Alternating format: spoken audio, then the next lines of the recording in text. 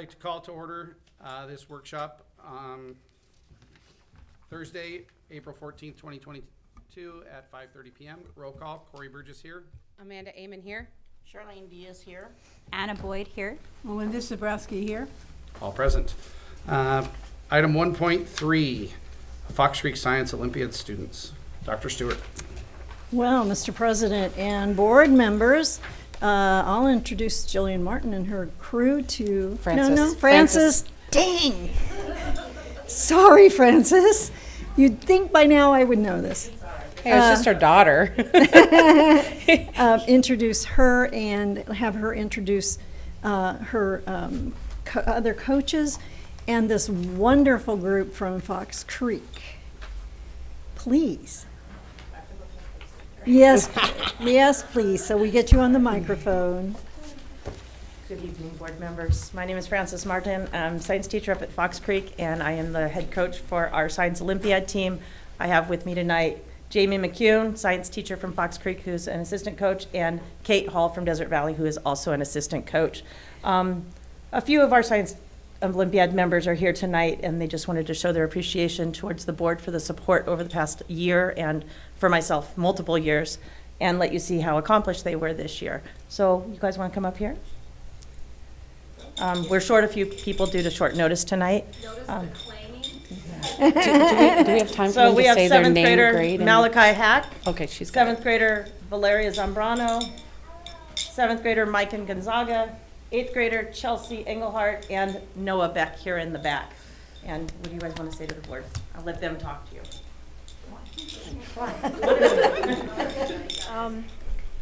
Thank you. Yes, yeah, sorry. Same as Miss Martin said, thank you for your support and everything, especially Mr. McNutt. He came and helped us build our airplane. So we got second place in that. That was really exciting. So yeah, thank you. awesome. I see lots of. Look at all those ribbons.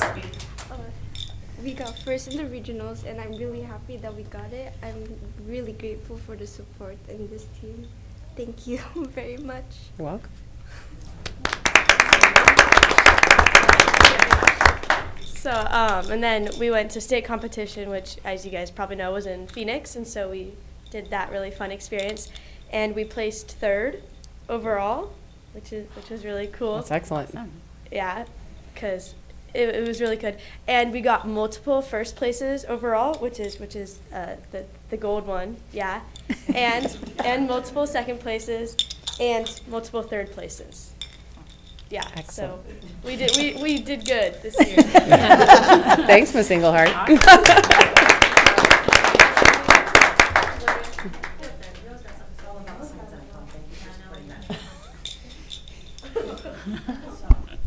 So, as we were up in Phoenix on our wonderful trip, we went to the Science Center, and we are very grateful for your support in that to make it so we could actually go to that. Awesome. Yeah. Zephyr Shavers here has made it. Yay. Awesome. You want to say anything? Anybody else? No? Yes? So everybody has a whole handful of ribbons. Are these for separate events or? Yes, so there are 23 Science Olympiad events, and we've had 4 invitationals over the course of the season, which started back in October. The invitationals were all held remote this year, but state was in person, and their ribbons are from different events that they competed in throughout those invitationals and regionals, medals and trophies from regionals and state. Noah, what was your favorite thing at the Science Museum? My favorite thing at the Science Museum. Can you remember back that far? My favorite thing was no specific thing. It was just being able to look around at the different exhibits that they had and all the cool science stuff. It's pretty phenomenal, isn't it? Yeah. Yeah. Also, we used in experimental design, that's one of our events.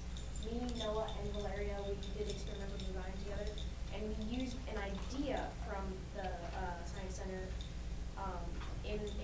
time, they gave us a packet and told us we had a new experiment based on memory. Yeah. So we had seen something at the Science Center where like somebody draws a picture and then they hand it off to another person to look at for like 30 seconds or so, and then they have to draw it again without like looking at it. So we did that as our experiment, and that was very cool. That was the first thing they said when they came back from that competition was we used what we learned yesterday in the Science Center to answer our question in the experimental design. They were really excited. It's like perfect.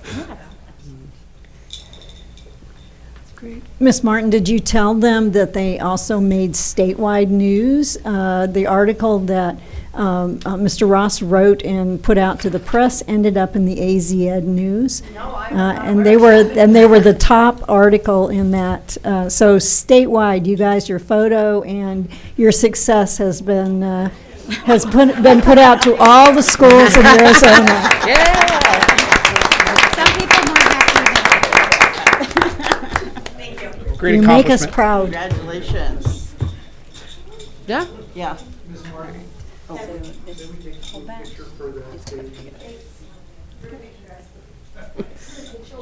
And show off those medals. and Should be used to this. Let's. awards.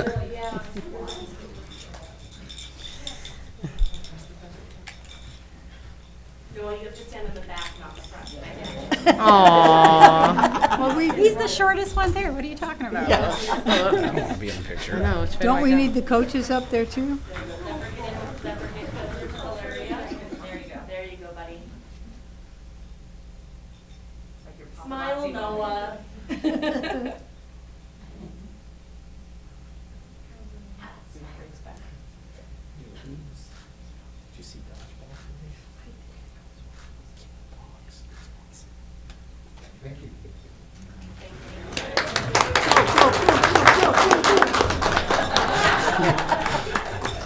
Hey, why were you not betting on me? Because we chair know. race in the- She gets it. Congratulations, that's incredible. We love to hear the successes of our students, and amazing students we have. Congratulations. And see it and see them and get to be a part of it. I always love Science Olympiad. You ladies do an amazing job. That's all I can get out. It really did help us too, being able to go down the night before and get a good night's sleep before starting our competition on Saturday morning. We saw a difference in the kids throughout the entire day. They weren't like falling down dead by 3 o'clock. They were actually still going, and they ran from one side of the campus all the way across campus to the other, as far as side you could get to. As far as you So- could go from one end to the other. So it really helped being able And to go back down and the night forth a before. couple times. Yeah. For some of them because things got lost. So thank you for letting us do that this year. It was nice. Yeah, normally they Absolutely. leave around like 2 a.m. and not get back till 2 a.m. the next morning. So That's crazy. And having had to volunteer for the proctor, I was glad because otherwise I would not. awesome. Awesome. Yes, thank you so much. Appreciate you guys coming out. On to item 1.4, Town Hall. Dr. Stewart. Mr. President and board members, I put this back on the agenda for you all in case there were last minute things. Anna's been in touch with me, Melinda's been in touch with me, partly because I want to know if there are things you need me to do for you before next week. I will have some things to have on display for folks, but if you have things you'd like to have displayed, if there are things you'd like me to look up for you, let me know, and I'd be happy to do that. When are we going to get publicity out on it, like the URL and all that stuff? Yeah, Lance has been talking about some of that. You want to share that?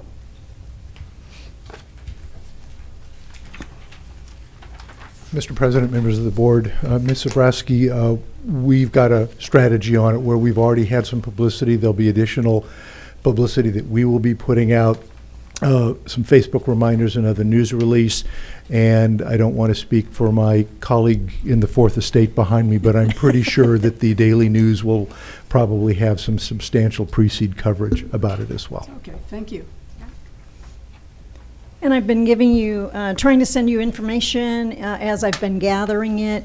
But there may be things that that you decide you want. If you're like me, you wake up in the middle of the night and go, oh, I need this information. So if that's the case, shoot me an email or a text, and I'll be happy to do that for you. So, or if you have questions now, and then otherwise, I want to talk to you a minute about the resolution. But what can I do for you? So the only thing that I had a question with was, because we're looking at leasing, and it's further, the actual agreements and things. We've gotten a lot of information on how it's, like others have done it. Have we gotten any, like, the agreements on what they have included in their agreements, like their lease agreements or anything? The only one that I've actually gotten the document was the one I gave to you Just that last one? month from Okay. here in the state. Perfect. Probably the biggest advantage of that is that it's in Arizona, and so it probably fits Arizona laws and those kinds of things. Not such detail from other districts, but I will tell you that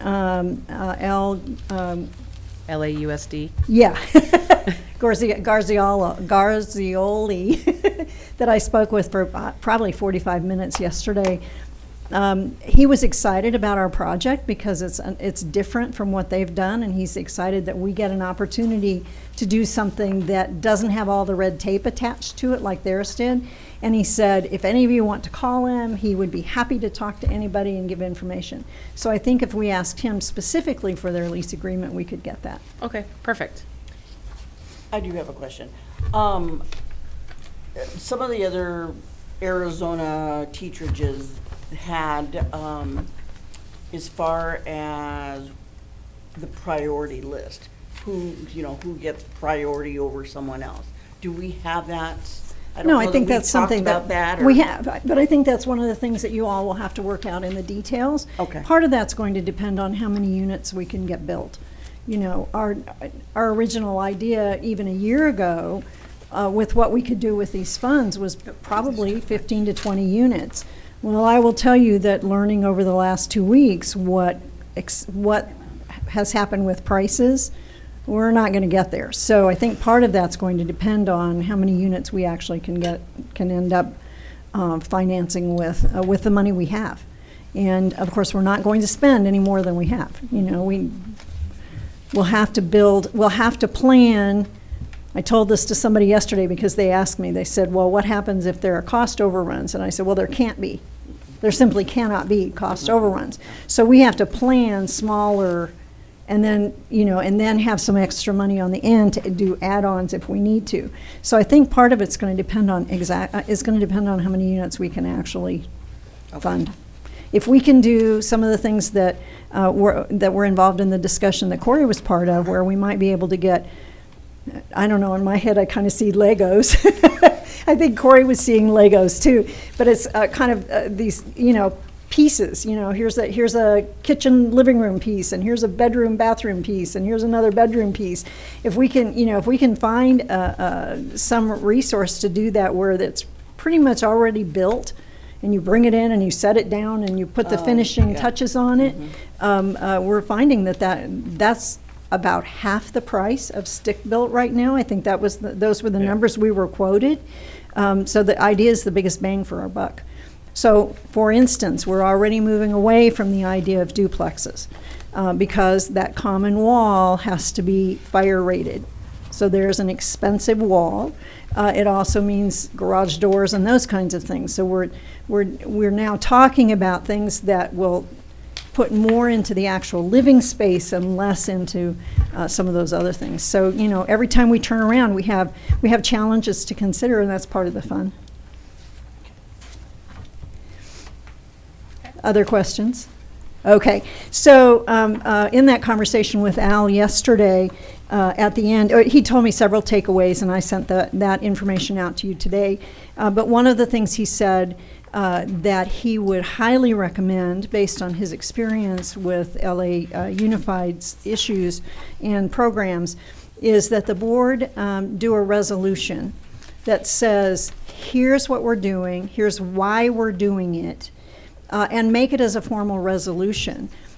Because as he pointed out, boards change, leadership changes, and this is a project for the long term. This is not one of those, one-and-done kinds of things that would only last as long as the 6 of us are around, for example. So I sent you a sample resolution. It's not on the agenda for the business tonight, but I thought you could give some feedback. First of all, if you'd like to have that on the agenda for next meeting, and secondly, if you've got ideas for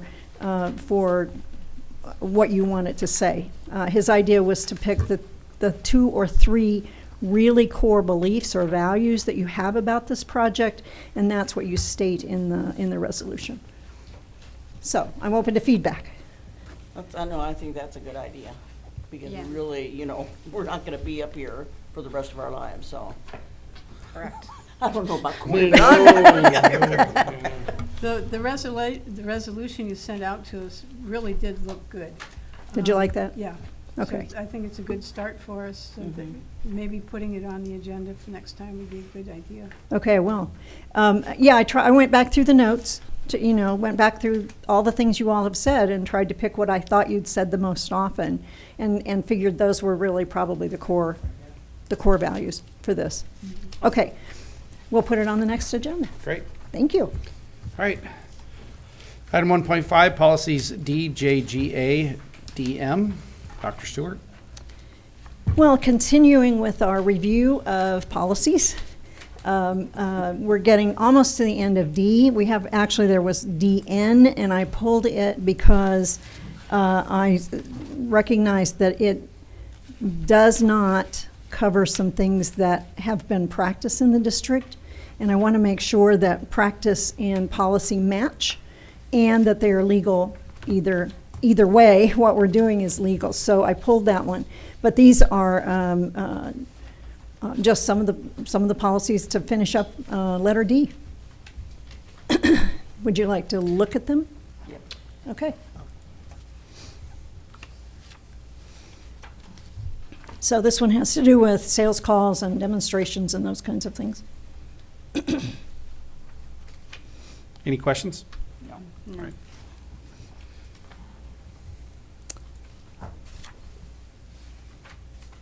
Once again, sales calls, any questions? No. Right.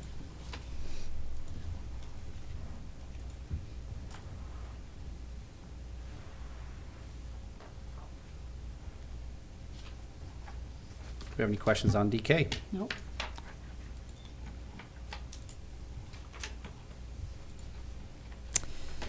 If you recall earlier this year, we asked you to do this, and I'm a little embarrassed to say I didn't recognize that we had, realized at the time that we actually had the exhibit in the policy. So we did it correctly. All right. Questions on warrants? Okay.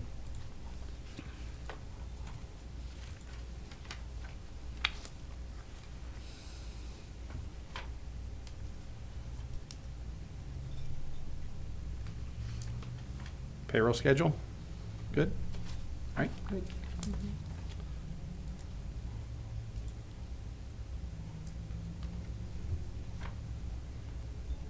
And acknowledgements? Good. Okay.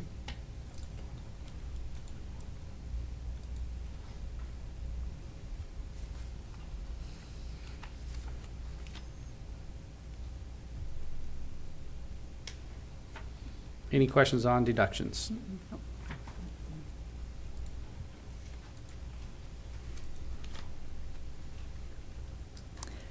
I will tell you that this one surprised me a bit, because we do not make a practice of reimbursing people for funds that they spend on their own. So I don't know if that's one that you're going to want to review, and put on the agenda for next meeting or not. We just simply don't do that. Don't we have a document, though, if they're getting reimbursement that they fill out prior to this that goes with this? They get approval for expenditures in advance. About the only thing that we do reimburse is meals, because But that- because people that's don't what know. this So would be that part would of. cover this. Yes, and But that's we already on don't form. let people just go shop, go buy school supplies. I'm sorry, that didn't sound very good. But we don't say to somebody, somebody says, oh, I need I need supplies for my science classroom, for instance. We don't let them just go purchase science classroom supplies and then give us a bill and expect us to pay it. We don't No, do they would that. have already put a They PO in must place. have They to, already- yeah, they Yeah. must have a Yeah, the requisition last and sentence purchase there is order. provided the prior authorization's been granted. Right. I was going right. to say, I mean, I think this one is pretty safe in the sense of that they have to have prior authorization. And we Yeah. have the forms and. Yeah. Yeah, we're very strict about it, so. Yeah. So I don't see anything wrong with it. Okay, and I didn't particularly, I just wanted you to be Yeah. aware of the fact that we don't ordinarily do that. Mhm. Okay. Any other questions? All right. That's a given. It is a given. All right, any questions on cash in schools? Okay, good. Excellent. Okay. Okay. Item 1.6, Mutual Link and County Sheriff's Office Safety Program. Dr. Stewart. Mr. President and board members, 2 months ago, I think about 2 months ago, Sheriff Schuster attended the county superintendent's meeting and shared with us that the county sheriff's department has received about a $350,000 grant from the state to improve security at schools.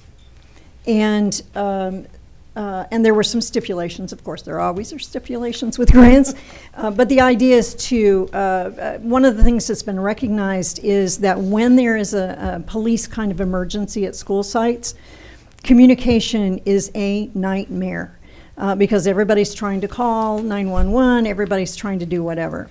So having done some research, the Sheriff's Department presented to us this program with a company called Mutual Link. And I've sent you some links before. I have them prepared to show you again if you want to see them, see a little bit of what it does. But essentially, what the program does is it has a button, an app on the phone, and everybody has the app. Everybody employed by the district has the app. And it doesn't matter what radio system Bullhead Police uses, Bullhead Fire, the Sheriff's Department, or any other first responders. You push the button and the information immediately goes to all of those. It overrides 911, it supersedes any of those things, and immediately there is notification exactly where the situation is. It might not say what the situation is, but that there is an emergency that needs to be dealt with. This grant would pay for installing whatever hardware, software that needs to happen, and training for folks who are involved for the beginning, for a period of time. And then the cost to each district to continue that is only about $2,500 a year, which is really, really reasonable for this kind of a service. There's not enough funding for all of the 14 school districts in the county. And some of the districts recognize that they're not really in a good position for it to work for them anyway. But there's not even enough for all of the schools, districts that might want. So it's kind of, in a way right now, competitive until there might be future grants. But I wanted to know if you all are interested in having Bullhead City School District apply and be part of this if we can get chosen for it. Yeah. So it's on the, Absolutely. did I put it on the agenda? I don't think it was. I don't think I put it on the agenda. Put on the next one. I'll put it on the next one, but I kind of wanted some, some ideas before we went Let's forward get all with that this. information together, and then we can make a decision on that. Don't we have the meeting. resolution in new business? It is in new business. Okay, So if good. you're interested, if you want to do it, but I wanted a chance to give you a little more information, and if you wanted to see a brief video, or if you wanted, to see something relative to Mutual Link and Link 360, we could do that. So I would like to see something, okay, how it works. okay. We're down to Kim, about 5 minutes. yeah, it's short. It's only Okay. about 4 minutes. Right. The one I sent you was the second one. Yeah, that one, Link 360. And then there's the video.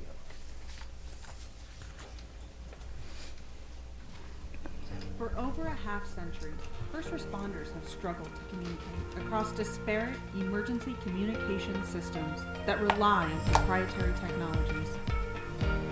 While the events of September 11th brought these communication failures to light, 20 years later, public safety still relies on fragmented voice communication systems that restrict interoperability between agencies and between responders in the field. The solutions that are available today offer limited interoperability and are being deployed in isolation, perpetuating communication and information silos. Until now. MutualLink brings true interoperability. Certified by the U.S. Department of Homeland Security, MutualLink is a revolutionary network designed to connect people using any device across any network in any situation. MutualLink solution enables secure voice, video, text, and data sharing with anyone on the MutualLink network. When an incident is triggered, invitations are sent to responding agencies, police, fire, medical, even hospitals and community resources can be invited into a dynamic mutual aid group, instantly establishing voice communications over a shared digital infrastructure that integrates legacy systems, creating a seamless communication experience and providing interagency connectivity. Beyond voice, users can share location information and data that improves situational awareness, including floor plans, tactical plans, evacuation maps, sensor network data, and real-time video feeds, allowing responders to work smarter together. MutualLink is the only network that powers the connections that truly bring people together to create an informed, collaborative emergency response that saves lives and builds stronger communities.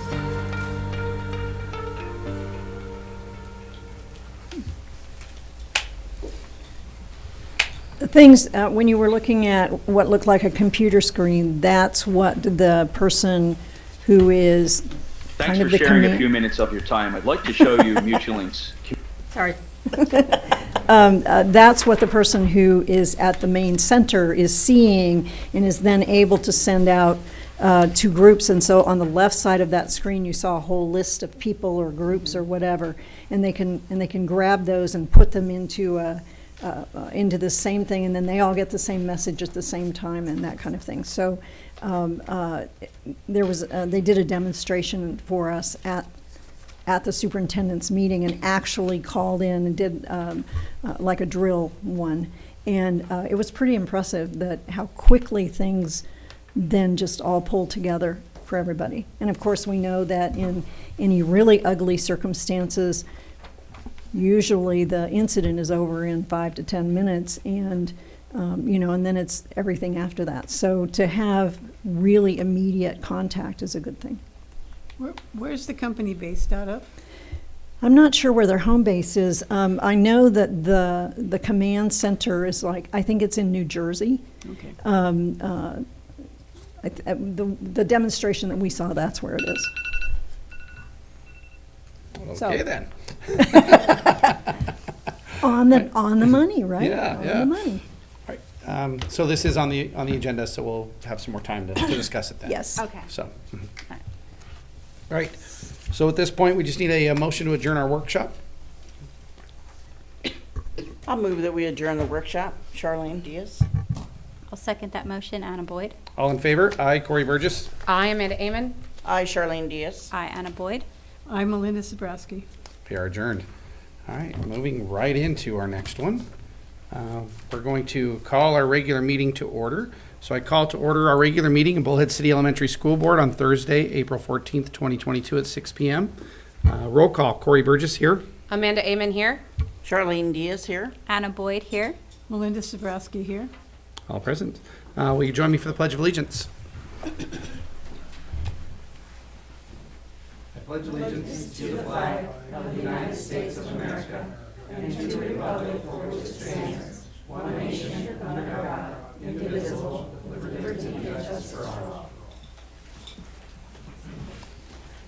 Citizens present, if you please sign in the back. Call to the public. This is the time the public body may speak to the governing board regarding issues within the jurisdiction of the governing board and is subject to reasonable time, space, and manner restrictions as the governing board may establish. Comments will be limited to 3 minutes per individual unless specifically waived by the governing board. At the conclusion of the call to the public, individual members of the governing board may respond to criticism made by those who have addressed the board, may ask staff to review a matter, or may ask that a matter be placed on a future agenda. However, the governing board cannot take action on matters that have not been noticed in advance as part of the agenda. Do we have any calls to the public today? No. Right. So moving on to adoption of the agenda, can we get a motion to adopt the agenda as presented? I'll make a motion to adopt the agenda as presented. Anna Boyd. I'll second. Amanda Amon. All in favor? Aye. Corey Burgess? I, Amanda Amon. Aye, Charlene Diaz. I, Anna Boyd. I'm Melinda Sobrowski. So moved. Item 2.7, donations. Incredible this month, all the people that have reached out for our district. Sunrise Elementary School received 25 pizzas from Chris. Pardon me? Did we lose? She's getting it back up. Oh, okay. Do we need to wait? No, you can Okay. go. 25 pizzas from Christopher Roy at an estimated value of $150. Face painting supplies from Chris and Sonia Roy at an estimated value of $50. Lego games and various prizes from Elaine Kirkpatrick at an estimated value of $200. Teaching supplies towards Peggy Bear from Donor's Choice, the amount of $967.65. Teaching supplies towards Kelly Bishop of Donor's Choice in the amount of $1,012.65. Teaching supplies towards Amanda Carroll from Donor's Choice, the amount of $1,042.49. Teaching supplies from Michelle Davis from Donor's Choice in the amount of $993.01. Teaching supplies towards Kim Mitchell from Donor's Choice in the amount of $1,185.58. Teaching supplies toward Deb McDonald from Donor's Choice in the amount of $918.26. Teaching supplies towards Alex Vernon from Donor's Choice in the amount of $1,000.32. Teaching supplies towards Julie Andrews from Donor's Choice in the amount of $1,266.49. Teaching supplies towards Nicole Cope from Donor's Choice in the amount of $999.75. Teaching supplies towards Amanda Burrows from Donor's Choice in the amount of $991.25. Teaching supplies towards Michelle Wirchow from Donor's Choice in the amount of $992.59. Teaching supplies towards Susie Strating from Donor's Choice in the amount of $1,052.06. Teaching supplies towards Bryant Cristal from Donor's Choice in the amount of $987.46. Teaching supplies towards Leanne McCutcheon from Donor's Choice in the amount of $678.32. Teaching supplies towards Nicole Chirijo from Donor's Choice in the amount of $831.51.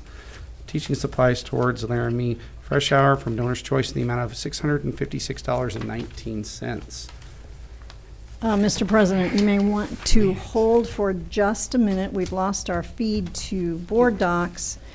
And did we lose our streaming, James? We've lost the streaming. That's Kim's fault. We're still recording, okay.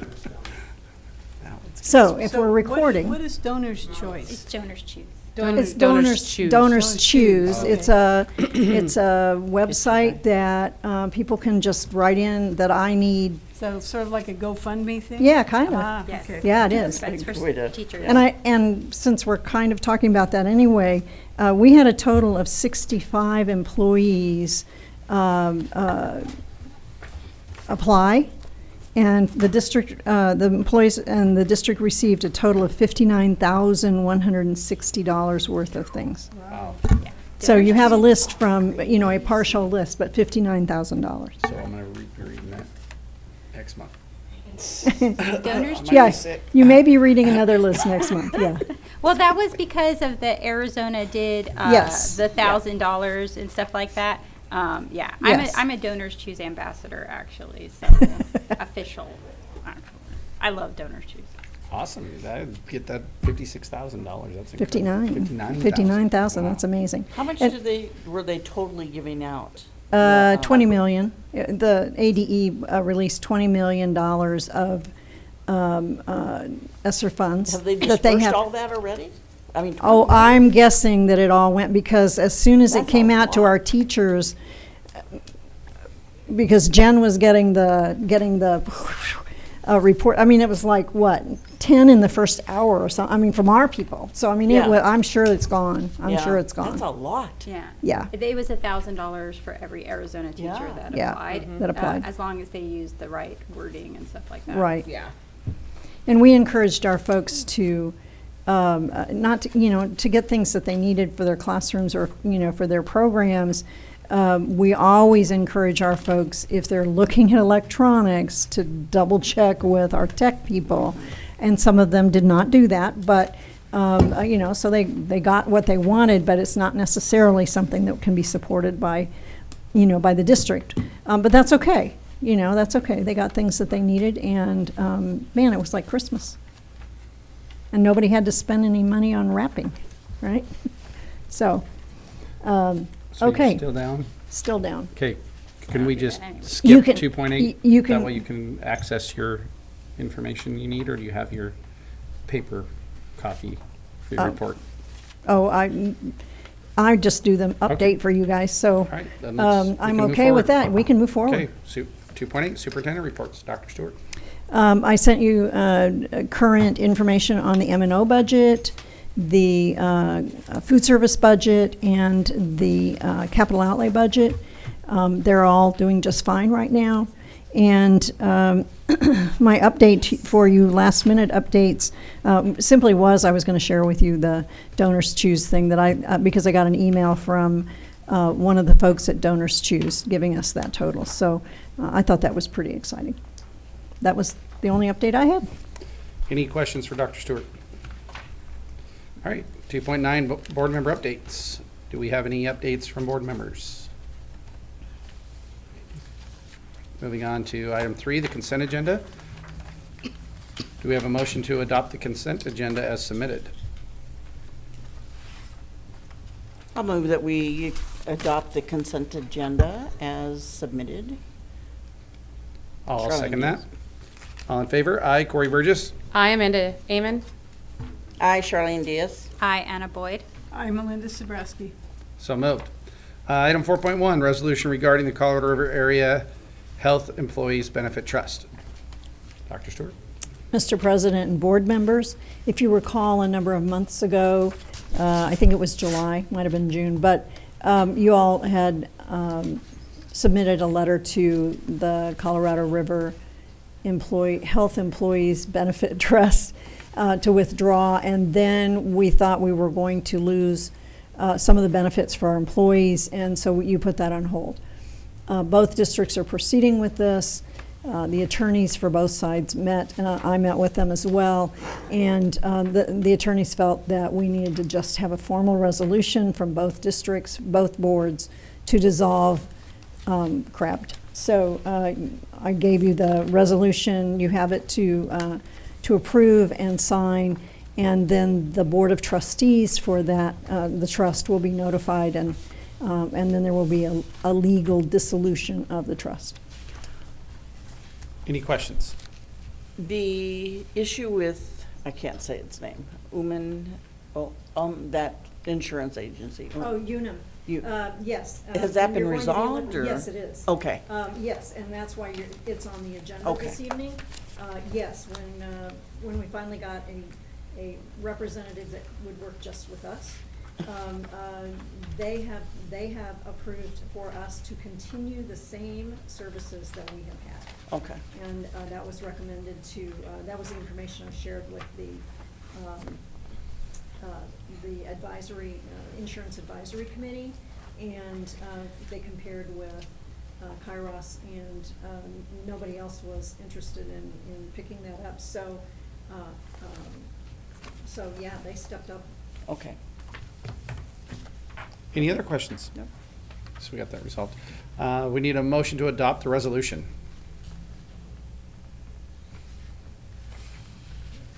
I'll make a motion. I'll make a motion that we adopt the resolution to termination of the CRAEBHT.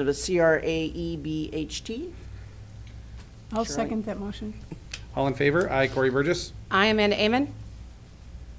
I, Charlene Diaz. I, Anna Boyd. I'm Melinda Sabrowski. So moved. Item 4.2, Kairos medical and pharmacy rates for the fiscal year 23. Dr. Stewart. My apologies to the board. When I asked you to approve this last month, I failed to give you the opportunity to approve the 3 plans and the cost. And so I needed to bring that back to you so that we had all the legal T's crossed and I's dotted. So the 3 plans that we fund are a core plan, a copay plan, and a high, I never remember what those letters mean, HD, whatever it is. It's the high deductible plan. And so the district pays for what's called the copay plan. For this coming year, it will be $1,007 a month for full-time employees.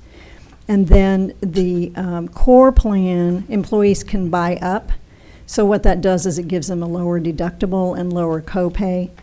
And then, or they can opt for the high deductible, which is less money for us to pay, but to make it equitable, then the difference between the $900 and, I don't remember exactly, $959 or something like that, and the $1,007, the difference per month then goes into a TSA, which is a savings, health savings thing. So every employee full-time employee has the same contribution to their health insurance of $1,007 a month for next year.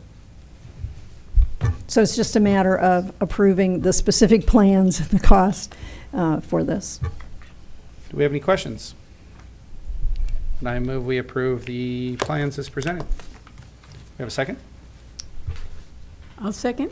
All in favor? Aye. Corey Burgess. I, Amanda Amon. I, Charlene Diaz. I, Anna Boyd. I'm Melinda Sabrowski, I'm sorry. I do want to compliment, because I attended the meetings, I do want to compliment the people there. Mm-hmm. The professional staff that you brought in to actually do this thinking was really phenomenal. They did a nice job.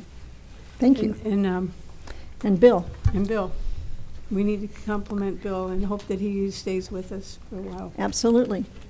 Bill Hart was one of our community reps, and he has a long time history and experience with insurance, so he's a very valuable information resource for us, and a good advisor for us, and we appreciate him, and he's agreed to help us again next year. So Thank you so much.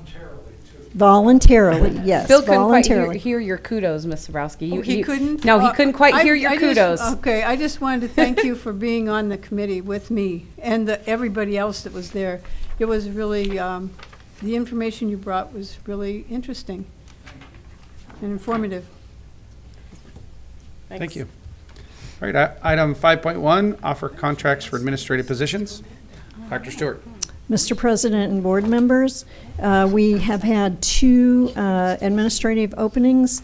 The principal position at Bullhead City Middle School and the assistant principal position at Diamondback. We had committee members from both of those sites, and 3 from each of those sites, and Mrs. Lott and I served on that committee. The recommendations for you are that Cynthia Cochran be offered the contract for principalship at Bullhead City Middle School, and Margaret Emland, who is currently a science and math teacher at the middle school, be offered the assistant principalship at Diamondback. Do we have any questions?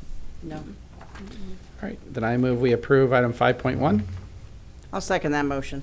All in favor? Aye. Corey Burgess. I, Amanda Amon. I, Charlene Diaz. I, Anna Boyd. I'm Melinda Sabrowski. So moved. Item 5.2, renewal of ABM contract for the fiscal year 23. Dr. Stewart. Mr. President and board members, about a year ago, we renegotiated the contract, renewed the contract with ABM for, as I recall, for a 3-year period with a maximum of a 2% increase, and that's exactly what they're coming back to us with for this coming year. So the payment would be $109,700 $724.66 a month for the next fiscal year. Do we have any questions? Have they been doing their job? Yes, they have. They have been really working well with us. It took a little time the first year to kind of get things ironed out a little bit, but they've been amazing. Okay. I think they do a great job. I mean, especially jumping on those emergencies that we have. Yes. That would not happen if it weren't for ABM. Or bathroom problem? And our bathroom problem, our pipe burst, all the things that we have, like. Yeah. Yeah, they were on it immediately and took very good care of it. Any other questions? All right, then I move we approve the ABM contract for the fiscal year 23. I'll second that. Amanda Amon. All in favor? You need to all in favor. Sorry, I was enjoying this. I was like, don't, it was not you. All in favor? Aye. Corey Burgess? Aye, Amanda Amon. Aye, Charlene Diaz. Hi, Anna Boyd. I'm Melinda Sobraski. So moved. I know. Item 5.3, middle school trip to Washington, D.C. and New York City. Dr. Stewart? Mr. President and board members, we have a request from some teachers at Bullhead City Middle School to take middle school students, 5th and 6th graders, to Washington, D.C. and New York City spring break 23. Mrs. Moss is here this evening. She has been the one who has proposed this and has been doing the background work. And I would say that with your permission, if you have questions, she's here to answer them. Actually, would you mind coming up and letting everyone know what's going on? Because we have some public that may not be aware. Hi, Kim Moss. So essentially, it's a 6-day trip to Washington, D.C. and New York City. And in D.C., we'll go to several museums, historical sites, things that really relate to the 5th grade curriculum and standards, all about United States history, something that's super applicable to them. It kind of, puts the real life to what they're learning. And in New York, we would be seeing a Broadway show, Statue of Liberty, Times Square, Madison Square Garden, all that kind of really fun stuff that is a once-in-a-lifetime opportunity for a lot of these kids. I've never even been. So it's super, sorry, I don't like public speaking. It's super important to me just because it's something that these kids really, really need to look forward to, something to have ownership in fundraising, something just is to be, looking forward to. I was born in Bullhead City, and I know what it's like to not see the world and experience things. So to me, it's a big deal, and I would really love the opportunity. We have lots of great ideas for fundraising, community sponsorships, a lot of staff on board to be helpful, have a 1-to-5 teacher-to-student ratio. I mean, I'm really excited if you guys would vote for it. So how many kids do you think you're taking? Yeah, so a minimum we need 20 for the trip, maximum 45. The price per student is approximately $2,600, but that covers flights, hotels, all meals, every attraction, all the museums and things. It covers hotel security for at night. They hire like a private security. It covers some liability things for the school and the district. I mean, it really covers everything aside from if they wanted like some souvenirs. Is that $2,600 for chaperones too? So for every 10 students signed up, it's a free chaperone. And then there is an adult price, which I think is it's a little bit more. But like I said, we can do a lot of fundraising. That's our plan. We have a lot of great ideas and connections in the community as well. What kind of ideas do you have for fundraising? Because my son's going to be in 5th grade, and I'll be honest, the idea of him going on this is kind of terrifying, but also kind of You can totally chaperone. I know. I would probably have to, because there is no way I would let him go to New York without me, because I'd be having to walk behind him like a hawk. Right. Yeah, so that's why our 1 to 5 ratio Yeah. is also really helpful. And then the question would be though, is the plans to fundraise to make it to where this is actually something that is within reach for even your poorest of children, that no matter where their socioeconomic status is, that they could actually obtain this, and it's not just something that the doctor's kids will get to go on. Absolutely, and like I said, I was born in Bullhead, so I was the poor kid, so I totally get it. I really think it's doable. I would not have presented this to Dr. Stewart had I not thought, and I had in-depth conversations with my admin team and other teachers. We have really successful, this is going to sound small, but it adds up. So like cookie dough sale at our school site is really successful every year. We could do, car washes. We could do pledge-a-thons like the read-a-thon or penny drives. I mean, the list really adds up. Also, with like you guys brought up Donors Choose, they have match offers all the time for field trips, which we could do small projects at a time, $2,000 at a time until it adds up. I also have already kind of like talked to my homeroom about the idea of this to see what they thought, and told them this is going to be, you have to put some accountability in this, and if you want to raise the money, then you have to be at these fundraisers, because we're only going to divide it between the students that come and do their share, so it's going to be on them and on us to really make this work. And I hope that you guys see my ideas and passion behind it. But I have a long list. I left my notes in the car. I'm very nervous. Dr. Stewart, is this the kind of thing that we can use the tax donation for? Yeah, Bullhead Middle School already has an educational travel club set up that we did when I was there. And I did the DC trip when I was there. You're doing EF, right? Yes. I know you mentioned 1 to 5, but I would say 1 to 6. I travel with EF with a high school, and they do a 1 to 6 ratio for us for the trip. Okay. So rather than doing a 1 to 5, because double check on that, because all the trips I've done with them has been 1 and 6. Okay. So if we set it at 1 and 6, if we do 1 and 5, it kind of creates problem. You're locked into that. Mm-hmm. So if we say 1 and 6, because all the trips I've done with EF have been 1 and 6, then you get the free trip for the chaperone. So yes, tax credits can be used. I did the DC trip when I was teaching there, and it was amazing. The kids raised almost all the money going out through, because it's already set, the club's already there, and it's approved, it's ready to go. Mm-hmm. Personally, I think this is fantastic. I was a little nervous taking junior high kids to DC when I went, and I know you're a little nervous. As long as I'm there with them, I can imagine. You're more than welcome. We had a chaperone right here. There is I was just like, I can handle him going as long as, I'm sorry, I'm just such a mama bear. I can't help it. Totally get it. We had lots of parents volunteer to go. We were 1 to 4 was our ratio, because so many parents wanted to go. That's awesome. The fundraising is definitely doable. I just came back from DC this last week, and I ran into several junior high groups that were there on tour through different companies. DC is if you guys have ever had a chance to go, is an absolutely incredible city. Mm-hmm. And when it comes to teaching history, and there's no better place, because the EF tour is very fast paced. Mm-hmm. The kids are exhausted at the end. So I know they talk about the hotel security, but you really go from sun up to sundown, and you get back, because you can stay in a hotel. They got swimming pools. None of our kids swam. They went to bed. They were exhausted. But the things the kids will see and do and experience, education, travel, our community kids never get to go. Other than my children, when we took our kids, none of those kids had ever even been on an airplane. Exactly. So this was a amazing trip for these students that they never got to see again. When I came up to high school, we went to New York. We're going to Germany. These are some of the same kids that traveled with me in junior high. And we took a couple of 5th graders. I think we had a couple of 5th graders. We had 6th graders, 7th, and 8th graders that went with us when we went.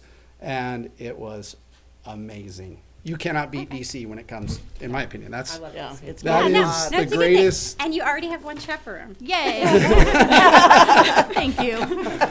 But yeah, if you want help on fundraising, okay, I will talk to me. definitely do that. You got some great ideas. So, any other questions for Mrs. Moss? No. Okay. Great job. Okay. I'll motion to approve the middle school trip to Washington, D.C. and New York City. At a 1 to 6. I'll second at a that. 1 to 6 ratio. At a 1 to 6. Okay. I'll second that. All in favor? Aye, Corey Burgess. Aye, Amanda Amon. I, Charlene Diaz. I, Anna Boyd. I'm Melinda Sabrowski. So moved. Where's the clip for this one? All right, item 5.4, logo adoption. Dr. Stewart. Mr. President and board members, we've been trying for about, year and a half, 2 years to work on a new website. You'll see that the next agenda item has to do with approving a new web company. But we thought this was also a good time to rebrand the district and to, not that it's been an issue to be part of Colorado River Schools. It certainly hasn't. But at this point, it's kind of a good time for us to establish our own identity as Bullhead City School District. So I wasn't sure what to do relative to finding a logo, but there happens to be a company out there called Fiverr, and they employ entrepreneur logo designers. They've got about 4,000. And so I looked through a whole lot of them, and Jen and Lance and I looked through a bunch, and I just finally picked one and sent a couple of ideas. I said really the only thing we wanted was, or that I thought we should have, is some kind of silhouette of Squadron Mountain, because that mountain is on the other side of the river. It's in Nevada. So, we thought we need an Arizona mountain, and that it says Bullhead City School District number 15. So the young man came back with, and I sent him a copy of our current logo and whatever, and I said, figure out colors, do whatever, give us something fresh. So Kim, could you pull that up? You can't pull up I thought we had it attached, the logo design. No, it is attached. It was. It's attached. She's just having a slow go. It's not attached, but I Well, It Kim's was fault again. attached. It was in my attachment. It wasn't mine. Well, okay then. Well, all right. You all saw it, yes? No. Yeah. Okay. No. It didn't show up in I mine. didn't see it. Oh. No, I don't. If you give me a minute, I can go. I mean, but if the Can rest it went of you up? thinks it's great, then I'll just. I had a question on Sure. the color. The red just seemed a little dark to me. It's really a brown. It's more of a brown, Yeah, of multi browns, and that's why I wanted to come to you, is if you thought it was a little dark or. There's one. I like the second one better. Well, we have both. We Yeah. bought both. Oh, we bought one? We bought wait, both. where's Yeah. the other one? And I will tell you, this was. Oh, okay. I was like, We're It, still it was on the first it was $185 to get 2 designs and to get all of the various ways that we need it, like the vector and all of that stuff, which was really reasonable. So Melinda thinks that the brown is a little dark. I thought it looked fine, but Let me turn my brightness just- up. Do you recognize Squadron Mountain in it? I did. Did you? I recognized the mountain. It just seemed like it wasn't vibrant. It wasn't vibrant. Okay. Maybe that was the brown that we. there it goes. The other one is just the silhouette. is And it going what- to cost more to have variations and stuff like that? Because No, I'd have to go back to him. Well, I would have to go back to him to change the colors. Okay, well, I was just going to say, if you have all the vectors and you have it as We have like all that, that. then you could just send them to me. I know how to Photoshop. I could add a bunch of colors if that's okay. Yeah, and then that one so that's brighter. I don't think that's probably copyrighted. At this point, we own it. Yeah, no, if they own it, then I could change the colors. At this point, we own it. I actually like that. I like that one. Good to me. Yeah. I like it. Oh, okay. And you can't pull that up? You have to log in Okay. to access Yeah, the logo. it's in I like administrative, the so, other one, sorry. the one with the. Sorry. Well, it's both. That's We what have you both. expand. Oh, we have both. So I yeah. can, there would be times when we might want the flat one, on an envelope or, and there are occasions when we would want the flat one. That's why I ask for 2, Oh, okay. a simpler one and a more complicated one. I like them. Do you like them? Okay. And the other thing we can do is pick a complementary color for the website. So that the dark of that is not, we've got something complementary for that. Or we can go a little lighter. It's up to you. That's all up to you. When it comes to color matching, I have no opinion. Because whatever I pick is wrong.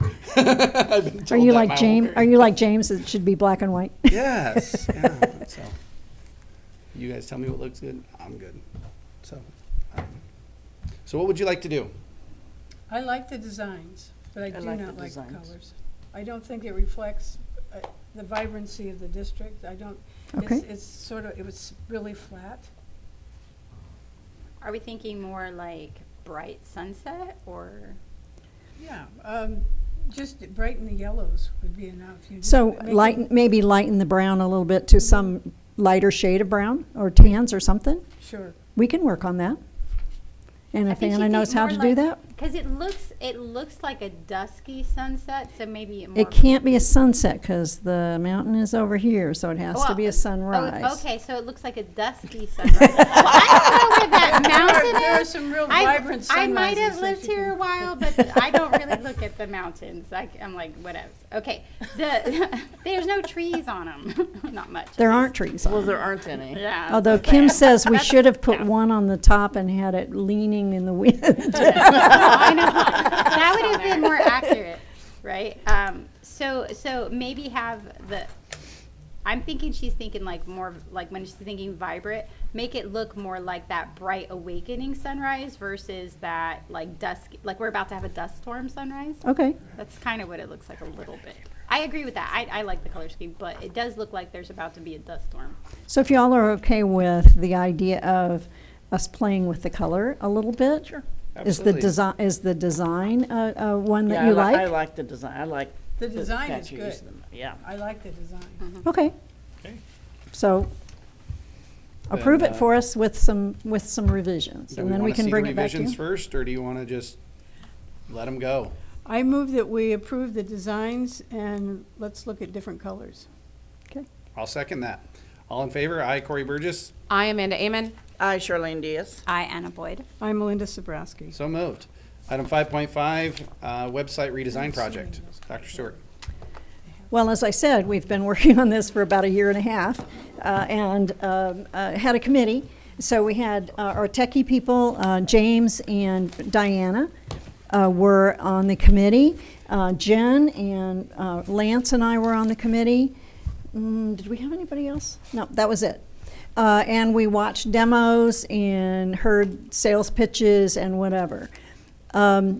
I have to say that I was pretty specific about some things I did and didn't want, and we ended up settling on school webmasters because we felt that they could do what we wanted done. And so you can see the price, $97.58 for the first year, because that's bringing it on board and doing some design changes for us as we ask for them. Excuse me, and then the second year and so on would be $27.48 at this point. Really very competitive price. Was not the lowest price, but gave us the biggest bang for the buck. So I recommend school webmasters. Will this link with the high school district's website? One of the things we will do that James can do is we can have a landing page or a splash page, sort of like we have right now.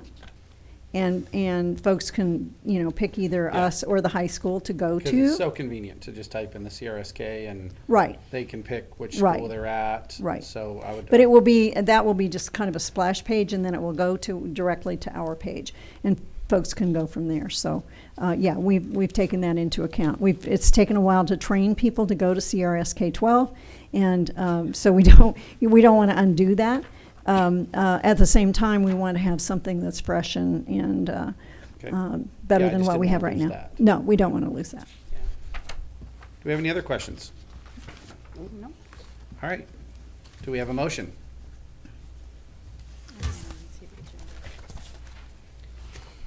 I'll move. I'll move that we approve the website redesign project. I'll second that. All in favor? Aye, Corey Burgess. I, Amanda Amon. I, Charlene Diaz. I, Anna Boyd. I'm Melinda Sabrowski. So moved. Item 5.6, disposal of capital items, current and past. Dr. Stewart.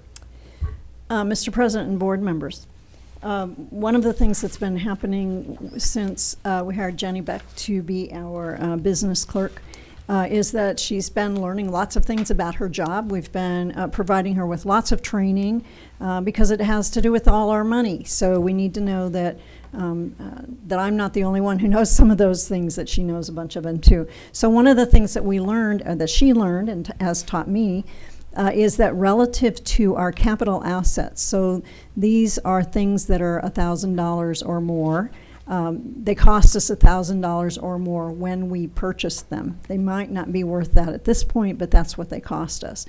Have to be in the inventory system, and that there are very specific legal things for how we can dispose of them. In fact, that policy DN that I withheld and will bring to you next time left out a couple of things that we should be able to do with some of those assets when we need to dispose of them. And I want to make sure that we have those included in the policy and we're doing it legally. So in the process, anything that's over $500 has one set of things we have to do to dispose of them. Anything over $1,000 has another, and anything, there's another level, and I can't remember exactly what it is. But the thing is, we have not been bringing the things to the board that we should have been bringing to the board to approve the disposal. So you have, we have a specific list here. It was in the stack of things that you all have been looking at for disposal right now. And looking back to the 2.5 years that I've been here, we have disposed of some electronic things or technology things. We have disposed of some other items in this past 2 years. So I just wanted it on the record that you all know that that's the case, and that you're not only approving disposal of the list that you just looked at, but that you're also approving in retrospect the things that we have done in the past 2.5 years. We have been very careful about following those rules during that 2.5 years. It's just that we did not know we needed to bring certain lists to the board. So in the future, we will be bringing lists to you when we dispose of items. Any questions on the new process? And by the way, many of the electronic things we recycle. We have a company that several companies. Yeah, we get bids and they pay us some money to take those things. So, so it is legal. We're doing it legally. It's just that we had not brought those things to you. And it's also environmentally appropriate for the way we dispose of those. Any other questions? Great. Then I move that we approve the appropriate disposal of the list presented and other items disposed since July 1, 2019. I'll second that motion. All in favor? Aye, Corey Burgess. I, Amanda Amon. Aye, Charlene Diaz. I, Anna Boyd. I'm Melinda Sobrowski. So moved. 5.7, other insurance for fiscal year 23. Dr. Stewart. Mr. President and board members, as explained earlier, we had our committee meeting to review insurance for vision, dental, life, accidental death and dismemberment, supplemental life, and supplemental short-term disability. Lots of discussion and comparison of rates, and recommendation from the committee that I wholeheartedly support is that we contract with Emeritus for IMED, Vision Basic, and the employees can buy up for a very reasonable amount to be able to have both glasses and contacts in the same year. Emeritus also for dental. Unum, life insurance that we pay for employees. And you'll notice that I've said there that the rates differ. I can't just list for you all the specific rates and that kind of thing for life insurance that we pay. I will tell you that the cost to our district for life insurance for our full-time employees runs just a hair over $10,000 a month. And that's for double their salaries. And then they can buy up from there up to 5 times their salaries. And then the 2 insurances that we would offer to employees that they would pay for would be the supplemental life and AD&D and the supplemental short-term disability. And I'll go back a second to Unum for what we pay includes accidental death and dismemberment. In that amount. And you can see the range of what we pay. One of the things that Bill shared with us in that meeting is that most insurance companies don't insure folks over 65? 65? Is that what you told me, Bill? Retirement more than anything else, but there are cutbacks for 65, 70, and some of the seats at 70. Right. Some of the seats at 65. It's a good structure. Okay, and that was part of the good advice he gave us that in that meeting that day. So I would recommend these companies for these services for fiscal year 23. Any questions? Can we get a motion? I'll motion to award insurance contracts as presented. I'll second that motion. Anna Boyd. All in favor? Aye. Corey Burgess? I, Amanda Amon. I, Charlene Diaz. I, Anna Boyd. I'm Melinda Sabrowski. So moved. Item 5.8, revised and new positions for 2022-23. Dr. Stewart. Mr. President and board members, I'm starting to work on the budget and also looking at some of the needs we have in the district. I realized today when I was reviewing this that I had not said in the part that the public sees that the revisions, all three of those have to do with transportation. I did put that in the comments for all of you, but I didn't put it for the public. So these three positions have to do with transportation. So I'd like to change the assistant director position for this coming year to a half-time position. And then I'd like to change one of the part-time driver positions. This is in addition to the 5 that you already approved that I moved to full-time. Change one of the part-times to a full-time, only it's not as a driver. This would be an additional secretary. Right now, the secretary in transportation works 4 hours in the morning from 5 a.m. to 9. And then is gone in the middle of the day and works 4 hours at the end of the day because we need a dispatcher and a route person at the beginning and the end of the day. That means then that there's no office coverage in the middle, and frequently the director and the assistant director are out doing things, training or driving buses or whatever. This would allow us to have 2, so one could start early, the other one start late, and we would have full office coverage for the day. And then I would recommend that we drop 4 of the driver positions. That would more than cover these other changes. And right now, we're having trouble getting drivers anyway, and we've had to combine routes, and we have found that we can combine some routes, that we had some routes that had fewer than 20 students riding. That's not very efficient, especially given the gas prices and the diesel prices right now. And so the fact that we can do it means we should do it. So that's the basis for that set of recommendations. The other are some new positions. One full-time teacher position, one additional teacher position in the Life Academy, and 2 paras to work with that teacher. So we would have 2 teachers and 4 paras in that program. We have continuing need for that program for some of our students with very special needs that also include behaviors. But as you know, we've had a number of students who have been to hearing this year and have been long-term suspended or brought to you for expulsion. And in the past, we might have recommended them for this program, but frequently they were just out of school.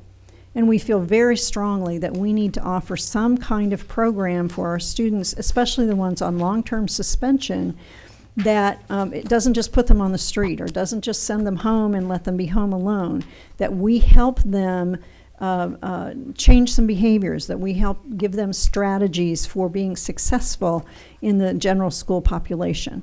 And to do that, right now we have a waiting list for those positions at Life Academy. So this would give us spots that we can help those kids. And the idea is not to have them there forever.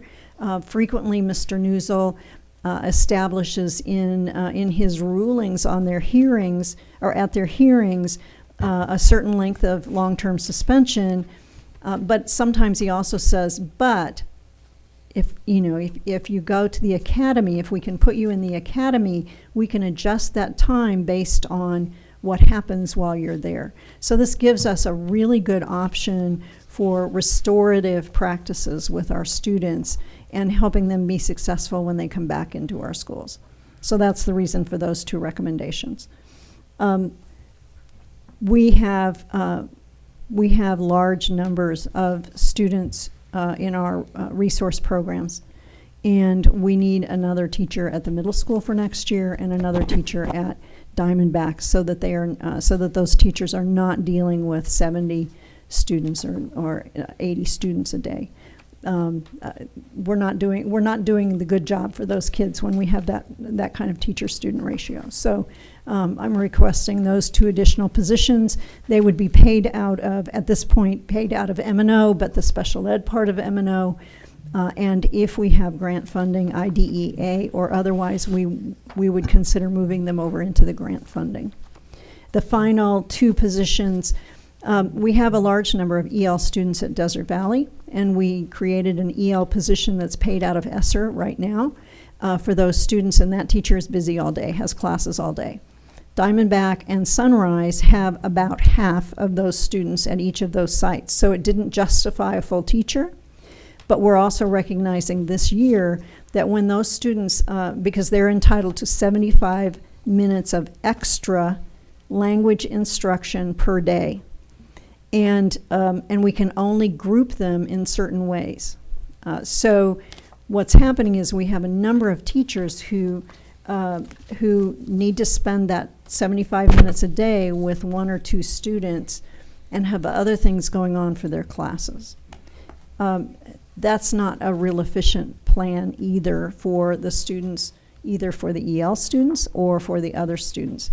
And so we do have funding. We do have ESSER funding for these two positions. And in this case, they would primarily be teaching EL. They would also be doing the EL testing, the Azella testing.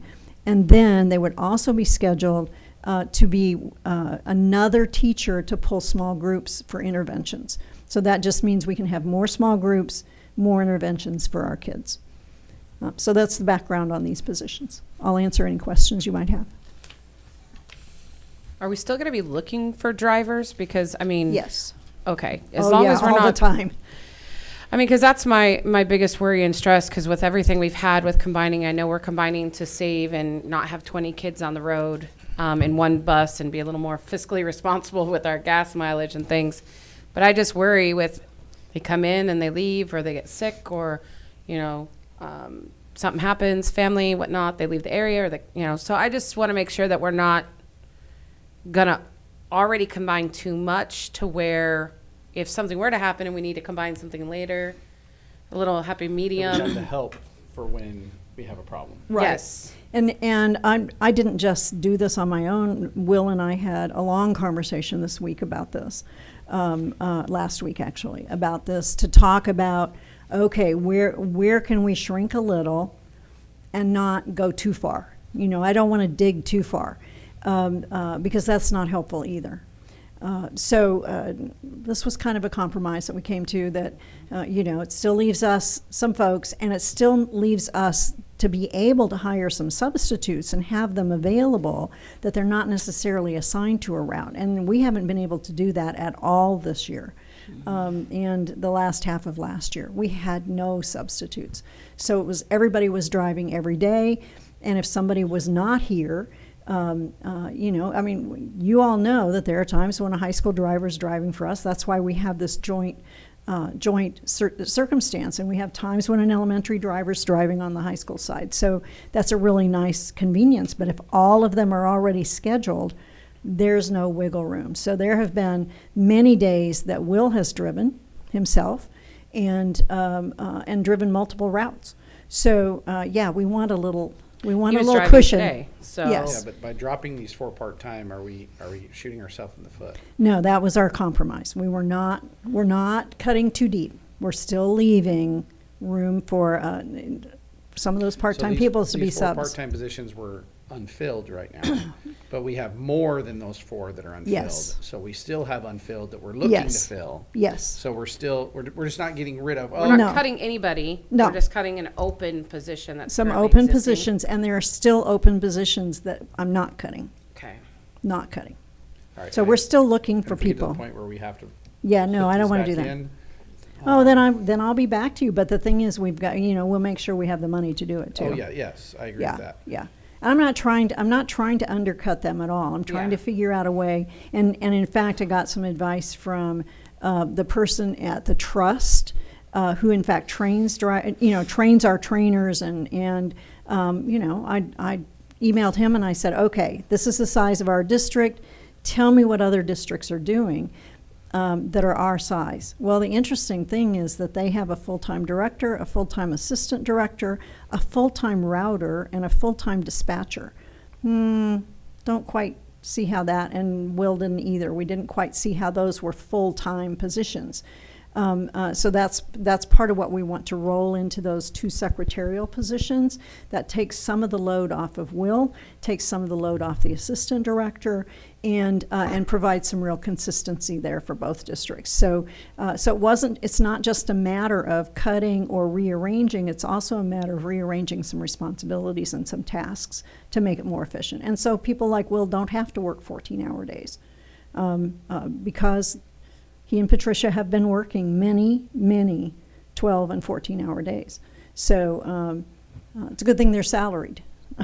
It's not a good thing for them, but but in terms of money, it would have been, So we want to relieve some of that, and we want Will not to have to be in a position to have to drive frequently. We know it will happen occasionally, but not frequently. And the EL interventionist, that's ESSER funds. Yes. So that when the fund is gone. We'll probably be gone. Okay. Yeah, we'll probably be gone. So we're talking about next year and probably the following year. All right. Any other questions? So this works out in the budget, though? Yes. That with those revised, those drops and changes equal all those additions? Yep, it does. It comes out even. The Wow. only difference is a difference that I had already calculated when I talked to you about the other 5 positions going from part-time to full-time, and that would just be the insurance. And the insurance benefits, which is about $60,000 for next year. But that is, the payoff of that is the relief for each of our sites in terms of the number of times that people have to do a lunch duty and some of those things. So, I'm good with that part of it, because our teachers are, Yes. they're already subbing classes there, Yes. on Yeah. their time, their duty time, that they're not receiving compensation, because we've gone through this before. So Right. to give them a duty-free lunch by having a driver, I think that's a great idea to fill that role. And I couldn't begin to get that kind of coverage at 5 sites for $60,000 a year. I couldn't begin to do that. So it's cost effective as well. And the other benefit is we're much more likely to keep drivers if they're full-time.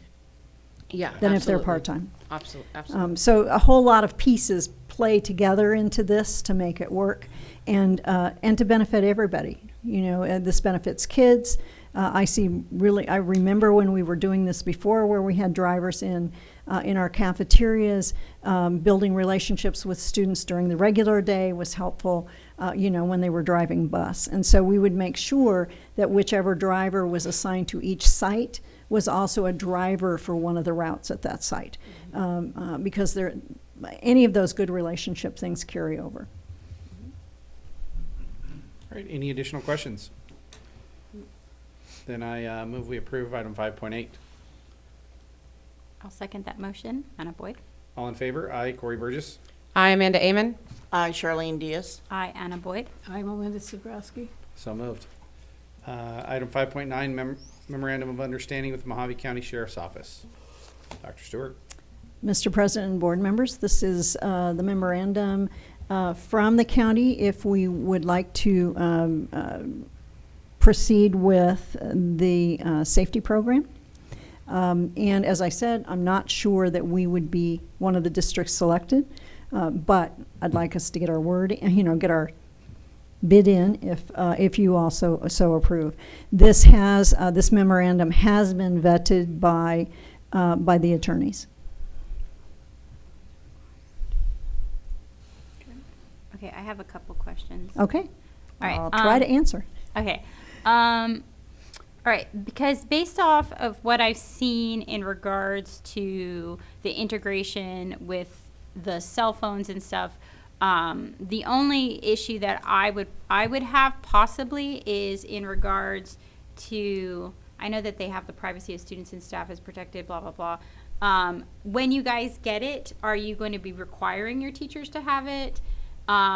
Is it going to be like an optional, like teachers can opt into it versus like required to have it? Because some people have issues in regards to their own privacy, and then like there's tracking on the phone, and some people really don't like to be tracked. Even though you have a cell phone, you're probably being tracked. Right? But it's, you know, that lovely, comfortable place of I'm not adding more tracking onto my phone, especially, you know, from government agencies and stuff like that, not to go on the conspiracy theory train, but some people are concerned about those things. And so I do want to bring that to the forefront of, like, just to make sure that this isn't like, okay, if you have a cell phone, we're going to require this of you, or if it's like an optional to where there are cell phones that we could have for the teachers who don't want it, so that while they're in the class, they could have that. Do you get where I'm coming from? Well, I if it's understand an what you're app, saying. could you download it on your computer? Could it be also attached to your email? Yeah, something where it's like But the like maybe purpose if of it is they're an not immediate taking it response. out. Text message? No. I don't think it's a bad program. I'm looking at it from the perspective Sure. of someone who might not feel comfortable, or maybe they themselves that or also. If this is something you want every teacher to have, what if the teacher is old school and has a flip phone? Right? Sure. You know what I mean? Or maybe they don't, the only thing, like my dad, maybe the only thing they know how to do is call on the phone, you know, and you know, like he still doesn't know how to text, even though he has a smartphone. The problem we run into by making it optional is, what if everybody opts out? And, Well, then okay. and then we have a program that we're paying for that we're not using because Okay, everybody's opted so out. the thing is if it's not optional, then you have to provide a means to those who don't want it on their personal things, because can we actually force someone to put something on a personal device? Well, I think it's a great question, and it's one that I hadn't thought of, so I certainly can find out the answer. I guess my first thought would be to recommend to you that we not require people to do it. Having not given a whole lot of thought to that, but I mean, the purpose is that we be able to do it. On the other hand, you have a legitimate concern, especially about somebody who might not have a smartphone, but we can check on that. I know we don't think about that. We think it's like everyone says, well, have the Sure. students do it on your smartphone, even for students. And then I have like 3 or 4 kids that don't even have smartphones, or maybe they got it taken away. I mean, not like that would say to adults, like it got taken away. But I mean, maybe they dropped it that day and it's broken and it's not working, and now they Sure. don't have that device. So Sure. would there be a possibility of obtaining devices that could have that app on there? You know, I mean, because if it's an app that works over Wi-Fi, you don't even need that's another question too. If it's an app that works over Wi-Fi, you don't need a cell phone with cellular connection. You could literally have people donate their old cell phones, factory reset them, hook them up to the school's Wi-Fi, and have the app on them. Do you see what I'm saying? I do. It Okay. only I'm works looking at at the James school back anyway. there. It only You works know at what the I'm school. talking about, right? Right? But I'm just, yeah. Well, I'm saying, like, you know how some apps require, like most apps you can work over Wi-Fi, right? So now I do know, like for some cell phones, or most cell phones now, like they can actually call police whether they're on a network or not. Right. That's a thing. Any phone will call 911 with or without a SIM card. So the question is will this do that? It would probably work over Wi-Fi. My concern would be with older devices is by the time my family's done with a cell phone, it's no longer receiving security updates for Exactly. Yeah. No, there's lots of that stuff, but my point being is you have to think of a method or a way to accommodate teachers who either don't have newer cell phones, you know, or someone who's still using the flip phone that they got at graduation 20 years ago or whatever, you know. You know, there's those kinds of things. So that's what I'm saying. If you're requiring it, then there has to be a way to require it without forcing someone to put it on their personal device, not only because if they don't have a personal device, maybe they didn't get a cell phone that holds a lot of memory and they don't want to get rid of Farm Hero Saga, you know, and You know, there's a lot of things that could go wrong. Because I mean, I've had a couple cell phones towards the end of their line that just going on like social media was like the death call, and it would just shut off on me, and that was my indication that it was time to get a new one. But it took me a few months because I had to wait till, you know, the deals come out. Do you see what I'm saying? I think those are really good questions that we can find out. So, yeah, I'm not gonna Let's pay look full into it and get some answers. That'd be great. Okay. Wait till it's Okay. on sale, right? 5.10, staff appreciation. Are you not taking action we on gonna this? We're You just looking want to into it, wait? right? Okay, I Bring it just back. wanted to know where Bring we it were back. going. Oh, with it. that's what I thought we were doing. I just Oh, want wait, to be he's got- clear what you Got want a me to thing do. up. He's a waving. There is an option for a physical pamphlet. So if that is the deal breaker, there are other options than just the phone. I just pulled it up. You just pulled it up. Okay, so yeah, so if there's a way for us to obtain for the teachers who don't, or even at least having a handful in the office, so and so calls in and says, "Oh, my cell phone crashed," or "I ran it over today," or something like that, that you have the option. That happened to one of my students. They ran over their phone. So I'm just saying that way there's one, and then you can say, hey, that it's a requirement because we give you the option of something else. All right. So let's get the details on all that, on what that's going to be, Okay. and then we'll go from there. Okay, All right. thank you. 5.10, staff appreciation. Dr. Stewart. Oh, Mr. President, this is on you. All right. We are quickly approaching the end of the school year. We did a staff appreciation last year. I would like to do another staff appreciation again this year. After checking with after Dr. Stewart checked with regulations and rules, we found that we are able to actually take money out of M&O and feed our staff. That's So, new. yeah, Now, that's be brand fair, new. that was new. passed by the legislature last year, so. So that's a brand new thing. So there is also a restriction of how much we can spend on gift. So we can do up to a $50 value. Well, that's approximate. the It has- recommended It has to be nominal. That's the word that's used. So any gift to an employee has to be nominal. So I asked the attorney, what is nominal? And he said, probably $50 is the edge of nominal, so. Per person or Per person. overall? Because I No, was like, per that's person. gonna be one. No, really no, bad per people. person. That the district would pay for, that the district The would pay district for. pays for it. District pays So I'd like to Yes. have our district take an M&O because we talked about this last time. Because we didn't use any of it last year. That is No, correct. we didn't. So we did liquidate some stuff, didn't raise a lot of money for that, but we did liquidate some stuff through our disposal product. But with us able to actually spend the money on the food, we could do that and offer a meal. We talked last time about maybe food trucks, getting that set up. There are a couple that we could probably have the district reach out to and see who's available and get that arranged so we could have a few different options, not just one. That would be kind of nice. And then personally, when we talk about gifts for staff, I like the idea of having different values, not everything being a $50 value, and drawings. And not everybody gets one, you know, but if we can spread that wealth out, and what was the number we found earlier? How many, what is it?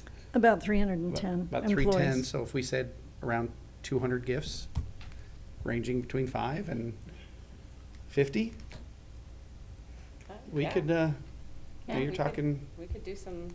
math damage. teachers, what are we looking at? Well, do we really want to sit here while I crunch the numbers?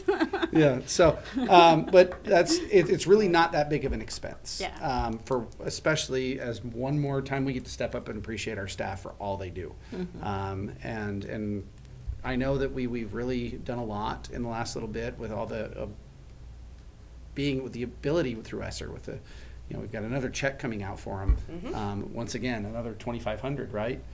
For certified. No, the And- 2,500 is the contract signing incentive. So they're getting the 2,500, the people who signed with us and are here till the end, this year. And then Janice crunched numbers in one of the grants, and we'll have something for our classified people that we had not anticipated.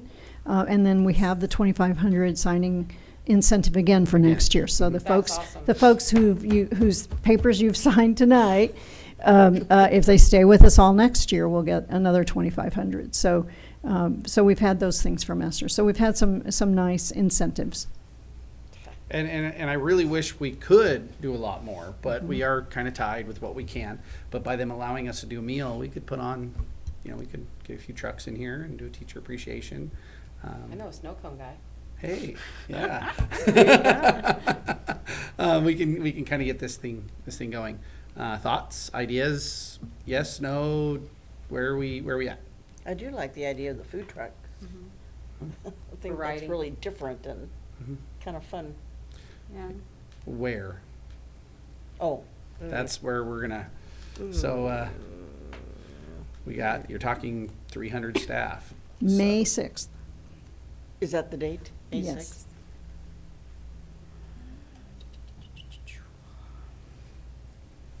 6th? Does it all have to be on the same day? Could you have like a food truck, one day a week at Never each thought school? about that. I mean, it doesn't all have to be on the same day. If people are anticipating, hey, the food truck comes tomorrow, maybe that's good. It's whatever you all Hey, want. The 6th is just historically Yeah. the Staff Appreciation Day, that's all. And it's on on people's calendars. But whatever you all want to do is what we'll do. We may hit the 6th with just a big cake for everybody and then put a food truck in, the days before and the days after. Okay, so what you're suggesting, and I like the idea, is have a food truck hit different schools Yeah. On different days. And then we could do a staff day on the 6th where we could have dessert. Yeah, just have a cake Oh. brought into each of the schools. Were we going to reach out to the high school and see if maybe the field house is available? I don't know where they're sitting on May 6th, though. That's There's 7-on-7 in the. That's a Friday. The 6th is a Yeah. Friday. so they have 7-on-7 football Yeah, but that's scheduled, on the. not in the conference rooms. Yeah, it looks like they might have something scheduled from 11 to 2 in there. So. So let's check on that possibility. Okay. We don't know You're because talking about on the 6th itself, correct? Could we Or possibly be have flexible. like I don't know, maybe like a survey if they want like them on, like to go to the school versus Yeah, a that's a thing? great Because idea. some of them might be all like, yeah, well, I never get to eat my lunch, so it wouldn't be helpful. Do you see what I'm saying? Yeah, let's reach out, see what Yeah. would like to do. Okay. So checking with the staff to see if they'd rather have the food truck come to their site on a specific day or whether they'd like to have everybody a big thing on the 6th. Okay? I can do that. Just a thought, if they decide they want to just do it one day, why couldn't we utilize like one of the big ramadas or the park over at, It's getting hot though, which isn't one I'm thinking of over here? Rotary, is it Rotary? Rotary. Rotary Park? And just have it, in May, it'll be nice, so they can be outside. Mr. President, just a reminder to use the ramadas at either Community Park or Rotary Park. We would have to reserve that through Davies Department. Sometimes those are booked months in advance. There's also another nice park, although it's an extra 5 minutes away, and that's Pyramid Canyon on the other side of the river. But it's the same thing, you would need to, just for any one of them, you just need to make sure that they're reserved, because it could already be booked. And as far as food trucks, I was on the planning committee for the STEM and STEAM event a couple of weeks ago at the airport. And Debbie Hendren, who's now with Parks and Recreation, came up with a master list of every food truck that serves this area that's properly licensed and can do it. So if you do decide to go that route, we can get that information, and whether we do it, whether we have Debbie at Parks and Rec as a point person, check and see who's interested or who's available and within what budgetary guidelines. All right. I like it. Let's see what's available. Okay, and then in terms of the gift things, what direction would you give me? Because we always do There's our 200 gifts. Yeah, and we always do our awards for teachers, for longevity, the returning Mm-hmm. teachers, all that stuff. And we can hand out raffle tickets, randomly go through as we're doing that. And I don't think we need to have one for every staff member. Kind of adds a little bit of the excitement too. You don't know if you're getting a $5 Stone Cold card, or you might be getting a $50 Chili's card. Who knows? You know, and maybe for Farm Bureau? whatever Farm that Heroes. was. I don't know how many people are going to be itching for a Farm Hero Saga card, But you never know. So yeah, but it could be there. So how do you guys feel about that?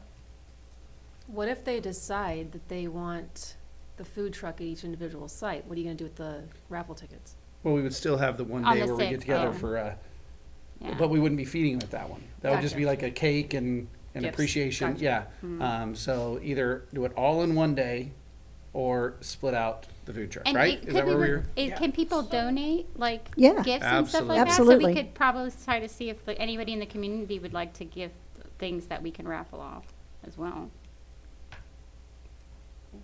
Not raffle off. Well, Give no, out. give out, Draw, whatever. yeah, Yes. okay.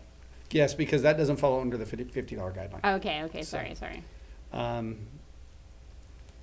mean, my thought, I was thinking like if they like the idea of doing it at their location and they would like the food truck to come to them, and, you know, maybe we could rotate schools, or, you know, get 2 of us, because you don't want to do 3 and get a quorum and have an issue, but could go in the afternoon with the desserts and take a fraction of the raffles with us and do it right there for them. That could work too. And then that way we get to go to the schools on top of it. Like, I mean, I've popped into a couple schools this year, but like it was just because I'm with my friends and I'm picking up kids, or I'm going in, checking out a program, a Veterans Day, you know, doing those things. But, you know, you're retired.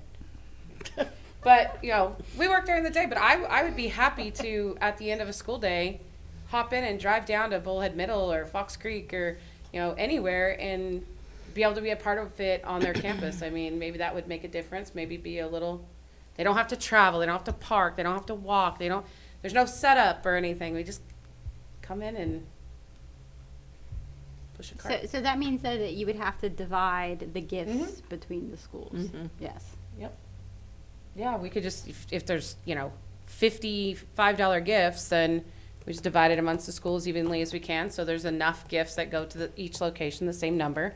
Maybe everybody's not getting 3 $50 value gifts there. There might be one gets 3 and one gets 2, but maybe they get 5 $25 gifts cards while somebody else gets, you know, 3 or 4. So we can make it work to make sure it's fair and equitable, but As close as come possible. to We don't have them. to spend a whole lot of time trying to figure out to make sure that. Yeah. You know, Because I'm not going to lie, I mean, we're all working education. The last thing I want to do on a PD Friday is drive my butt to a big facility, park way off yonder, drive on in, sit down, eat, wait, eat, you know. And the time it's going to take to go through all of those. I agree with that. You know, Yeah, I you mean- can do it, but let them decide if they They like could- to I have mean- it at site, and we can do it site by site. Boom, we're done. Yeah, I think it would be nice to go to them instead of making them always come to us, so. You could even do that on that Friday. Uh-huh, So it still could be by site on that Friday if you wanted. we could. Oh, because it's. Is the that And then you Friday. don't have, and then it doesn't have to Yeah. be the end of the day, Yeah. and then the Is that food a truck PD isn't day? there at Yeah, lunchtime we could. when For us? teachers don't have Yes. For us lunch. too. Mm-hmm. Yeah. Yeah, but you're going to look for an excuse to get out there. You're like, yeah, just definitely do it on that day. It's like PD day on ours. But I mean, if we went in, you know, 2 of us went here, 2 went there, somebody else picks up, and that way we don't have to do a notice of a quorum or anything. But it'd be exciting for all of us to get in there, unless you want to do a quorum and we post it all and then we all go to all I think we should locations. post it no matter what, I just in think we case should there's too. crossing. We always Yeah. do, we always Just in do. case, Okay. but yeah, I like the idea of splitting it up. We could get to the sites, and even if it's 1 at a site and 2 to the, I mean, that is, you know, and then it's faster. Mhm. It's I would- PD days, so they're getting something and not, Yeah. sorry, I I- didn't mean to say that out loud, but we're not. It's exciting PD day. Yes, exciting PD day. Could we then, could we then suspend the survey thing? I mean, because the truth is that a lot of teachers would not be able to get to the food truck during their lunchtime on a school day. Yeah. So if you just did at the sites on that Friday, So that's going to be Split the- up. Yeah. Yeah. And take Bunch of the different trucks things. we're gonna have to get a hold Then you'd of, have which to Yep. split works. up the food trucks. Split up and the food trucks. The only and- the only thing is if you do get gifts that you can't divide equitably, then you would have to come up with a way to raffle it off to not Just raffle. draw out a hat. Give it Okay, off this is to one. everybody. Have Yeah. everybody in This the one's going- basket. We can make the, whatever the gift card things, we can make that equitable. Yes, we can. We can make that The gift card's equitable. easy, That'll but if we be, go out and get donations, but I think if that's gonna be the case, we need to take that on and not ask for going out to donations to Yeah. our. So And if need to that, if get that's, for- I like that idea, but, For all sites. yeah, so, if you guys are up for that, I'm up for it. We do ask a lot of the community, a lot, so that would be my one, It'd be really, I would think that would be really nice too, that we just, we're always hitting them up. We get donations left and right. It'd be kind of nice if since we didn't spend anything last year on the budget, which we put aside last year to spend, Yes. and we spent nothing on, we went and got all those donations, and ABM was great, cooked for all that food for us. Sam's Club donated. We had lots of things that came in that we're able to do it this year. So I think this year might be the year that we just go ahead and take care of it. And if we get some extra donations, wonderful. But, Yeah, you don't have to go out there and try to push for it. You just can go hint hint. there's your hint. Yeah, there it is, hint hint. All right, so let's go with that direction. Sound yes, good? that's Sounds the good. direction. All right. Okay, all right. Have my marching orders. awesome. Okay, 6.1, future topics. Do we have any future topics we'd like to see on future agendas? If anything does come up, please let me know and forward it on to myself and Kim, and we will get you accommodated. Upcoming board events. You can see the list of all the community stuff that's going on. Yep. Don't forget, we have Little Women tonight and tomorrow night at Mojave High School. Tonight's kind of a little late. But still, I'm just saying, you could sneak in. Tell us to stop sending. Just sneak into his plate. Well, I didn't sneak in and not disrupt anything, yeah. not sneak in Okay. past Don't the slam door. the door. Yeah. All right. So we see that the things that are going on. We need to set a date, time, and location for a future meeting. Right now, we have it down at May 12th, 2022. However, there might be a possibility that we need to hold a additional special meeting. We won't know yet. We have a few We more should know days. next week. But we might have to hold an additional meeting for a discipline hearing. So if you guys are available in the next, little bit. Now, we understand that not knowing when or what may happen, things may come up, so we will try to accommodate as best as possible. But if it does get to that point, I think we can find a quorum at least to handle that. So once we have more information on that, then we'll pass that on. But that is something we will have to do in between Yeah. if we do run into that situation. Well, for the foreseeable future, I'm good any Monday through Thursday. Like I said, I don't do anything. Can we back up to future topics for a minute? Absolutely. Yesterday, Lance put together a program for the Women's Council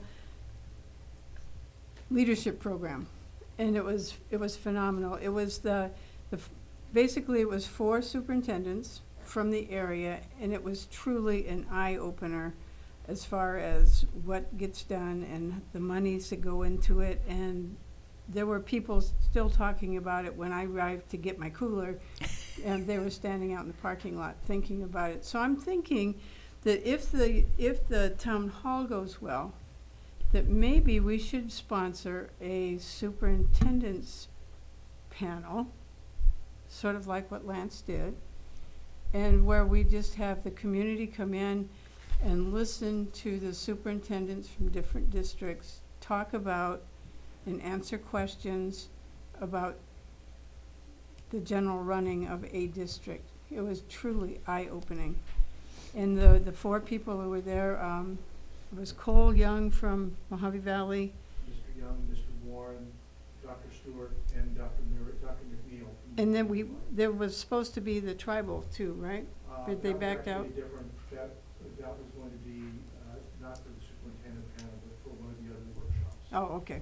But anyway, it was really kind of interesting, and if we're going to be educating the public as to what we do, this would be an excellent place to start. That's a great idea, because I don't think a lot of people even see the tip of the iceberg of what No, goes they on when it don't. comes to a And that- superintendent's and- position.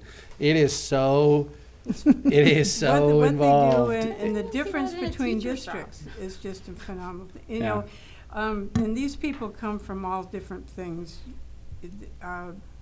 Mile markers, and then they come from family care. I mean, they're all over, and they're trying to become leaders, and they were just in awe. I love it. So let's see So- how we do with our town hall, If and then we can address that, and, And if we do that, because we have the person right here who can organize it, because he did a dang good job at organizing the last one. Mrs. Lott and Mrs. Brown also need kudos.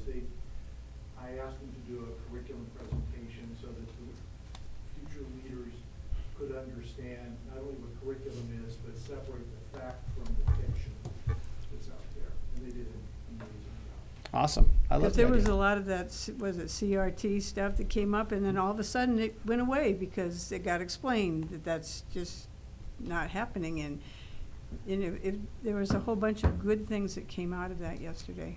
Great. So I just want Yeah, let's see how our town hall goes, and we'll set a time for that. One question real quick, if we back to 510, 5.10. Transportation, because they're totally separate, they're not a campus. I just thought They about should that. all come. But- Yeah, but how do how we- would we fit them Will in? we, will we do like a? good like idea. Bullhead Oh, Middle, can we do it gosh. right there? Can we do it like Bullhead Middle? Can we do like Yeah, a yeah, yeah. small Or maybe- district office? Actually, and they, transportation? we could do Coyote. And we don't want to Okay. forget Yeah. the Yeah, office but I here mean, this too, could all be so- Coyote. Okay. No, you don't. Well, I said district office and transportation. So I just. Good thought. It's like food Okay. And that's even better for a Friday. All right. And because we couldn't, I mean, there wouldn't be a real easy way to do transportation on a Yeah. weekday, so. All right. Okay. Yeah. Glad you Thank caught you that. for Thank thinking you. of that. All right, future time, everybody is aware, like I was saying with that one hearing, we might have to hold a special meeting for, but we'll reach out to you once we have more information on that. But otherwise, it's May 12th. Other than that, yes, is May 12th work for everyone? Okay.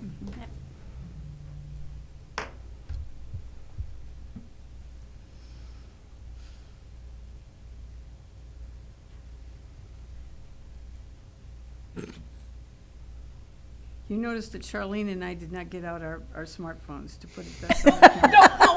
No. Oh, she did? Well, I didn't Her get out calendar mine. is I'm open. still on paper I know, calendar. I'm not putting When it is in there. graduation I was practice? just making sure I didn't have anything in May there. 'Cause 13th. on the rare Okay. occasion that I do plan something on a weekday, I need to know. Right, yeah. And I Make can sure do it it, wasn't- it's in the morning, but MCC's graduation's that Friday the 13th also. And my son graduates. Yeah, from but I just want to make MCC, sure so that our no way. meeting wasn't going to conflict with that, Yeah. because, yeah, I think we're all have some part in what's We going on should be there, good. so. Okay. 12th should be okay? 12th Yep. look good? Okay. All right. And then we'll have more policies, obviously, for the workshop, and I'm sure we'll have some other things, because IGAs are coming up Okay. and some of those things. So we'll have topics for a workshop. All right.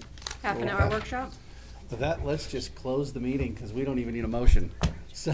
Yeah, have nice to- All job, right, bang yes. that gavel. Meeting is adjourned. Is it half an Yay. hour workshop? 'Cause it was like, that's 8th grade. All right, thank you. Thank you all.